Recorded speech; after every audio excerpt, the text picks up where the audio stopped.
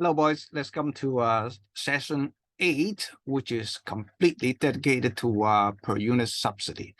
Now, so the focus of this analysis of this session will be on, well, what is a per unit subsidy? How will this affect CS, PS, and more importantly, the change in CS and PS?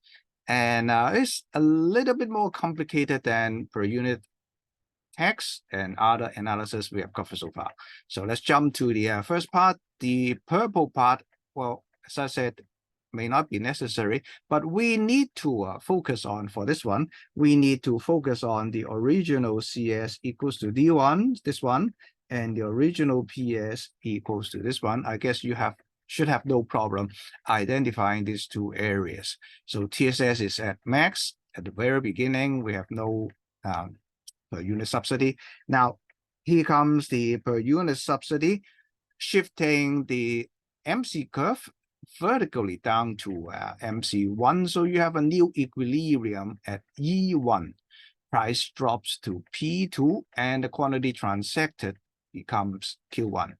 Now, is there something not so good about this thing? Well, let's take a look at the current output level, which is at Q1.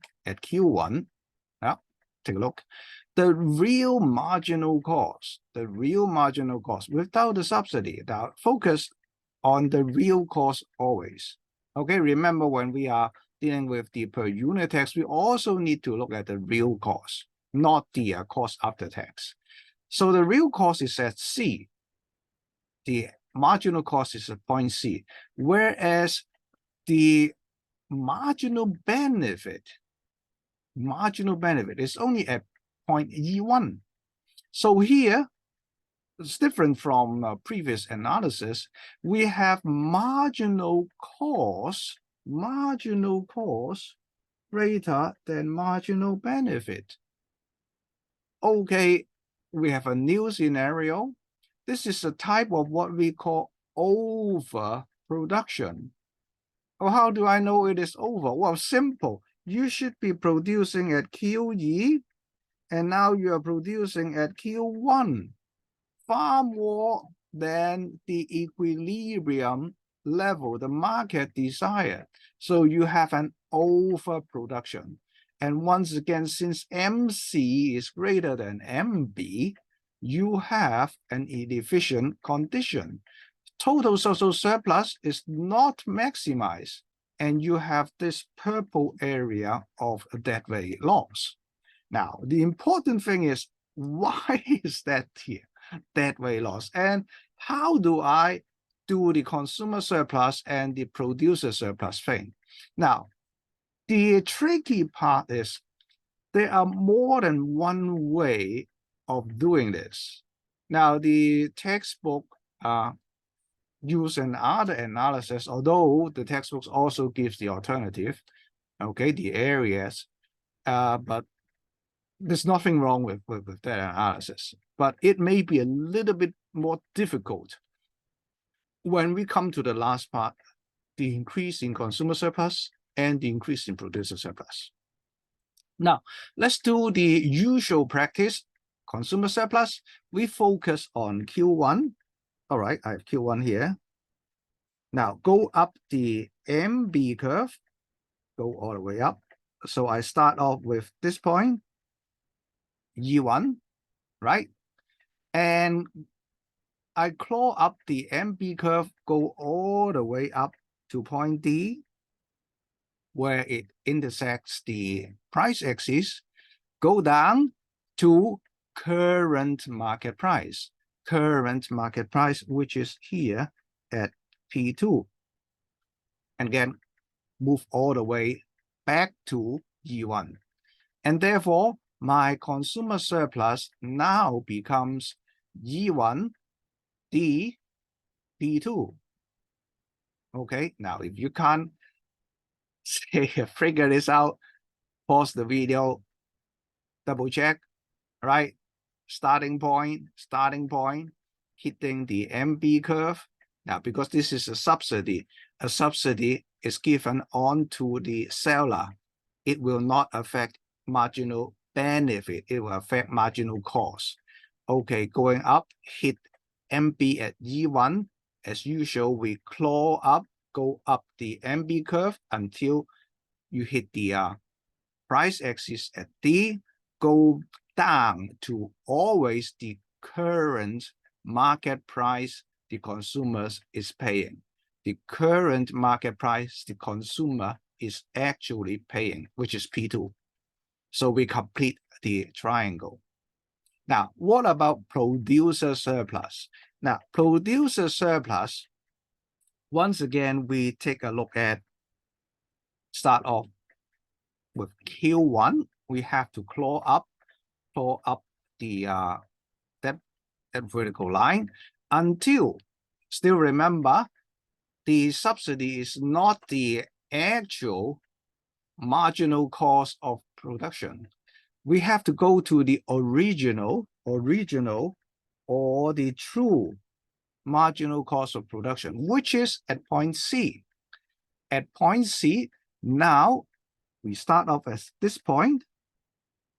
We slide down the MC curve until I hit point A. And now this is the tricky part. I need to go up the price axis, but where should I stop? Now remember, for the consumer, you use the price actually paid by the consumer. But now with subsidy, you go to the price which the seller actually received through the sale of the good, which is, that means you have to go until you reach P1, not P2. P2 is what the consumers paid, but because of the subsidy, the seller actually gets P1, not P2. So here we start off with E1, go to B, E1, go to B, and then go, oops, sorry, start off with C, start off with C, sorry, excuse me for my mistake. Start off with C, go all the way, whoops, to A, and then go up to P1. All right, and therefore your producer surplus should be CA P1. CA P1. Okay, so let me shrink it a little bit. CA P1. Now, why would I say that the first method used by the textbook is not that good in a sense? The textbook will tell you the new producer surplus, just like any other equilibrium situation, will be E1 B P2.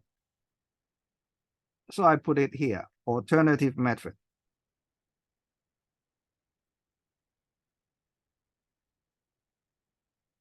Just focus on the new MC1 and the MB1, just like any demand supply curve or MB-MC curve. So you have your equilibrium at E1, and therefore your producer surplus will be E1 B P2.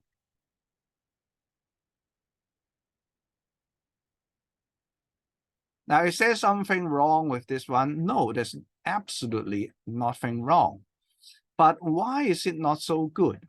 If you use E1 B P2, then you'll have a hard time explaining, hey, how is the subsidy divided? The subsidy is up there. The subsidy is E1 C P1 P2. And where's the share of the producer? Now, once again, if you have problem with this one, pause the video and think over it. But if you follow the method I use, now for the consumer surplus, it is easy. It is easy. Now I'll do it quickly. Once again, if you have problem with it, pause the video, go back and take a look at it. Now, consumer surplus starts off with this part. Oops. Starts off with this part. right? Original consumer surplus, EDPE, EDPE. Now it becomes E1 DP2. Okay, so it is pretty obvious that just like what you have learned in Form 4, this part of the subsidy leads to an increase in consumer surplus. Consumer surplus increased by this part. Okay, the whole subsidy is E1C P1 P2. And this part of the subsidy is now taken up by the consumer. All right, now I'm going to cross these things out.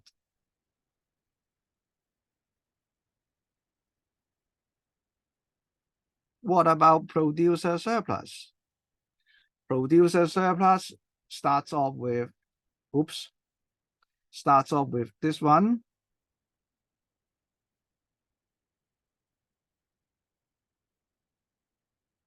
And now it becomes, can I use another one? Oh, perhaps this one. And now it becomes here.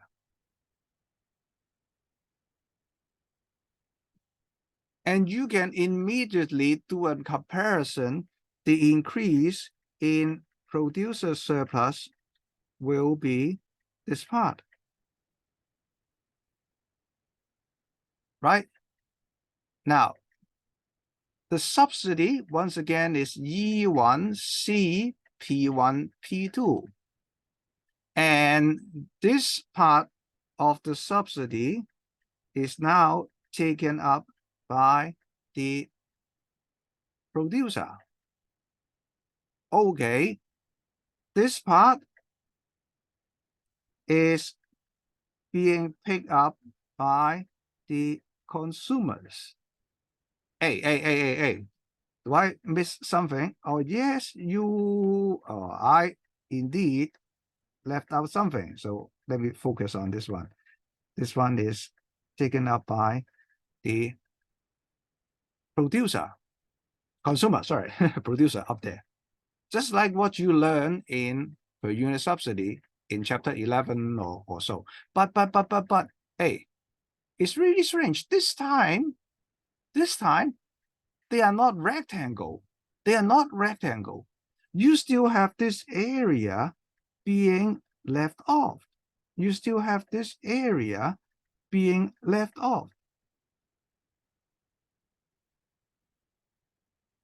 Oh, do you follow? If not, once again, pause the video, go back. All right. So the total subsidy EC P1 PE P2. The upper part is taken up by the producer, but the producer only takes up to this part, whereas the consumers only takes up this part.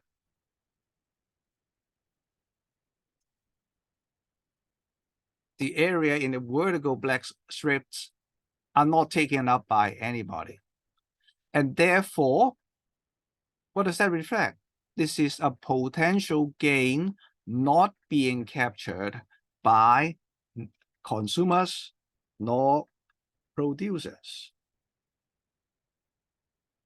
And therefore, the government spent money, but ended up nobody benefit from it. This area of money is being spent, but is not picked up. This benefit is not taken up or gained or captured by consumers nor producers. So that triangle becomes the deadweight loss, potential gain not being captured.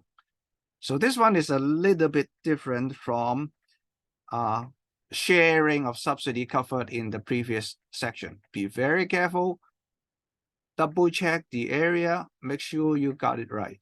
Okay, so much for this one. Time's up.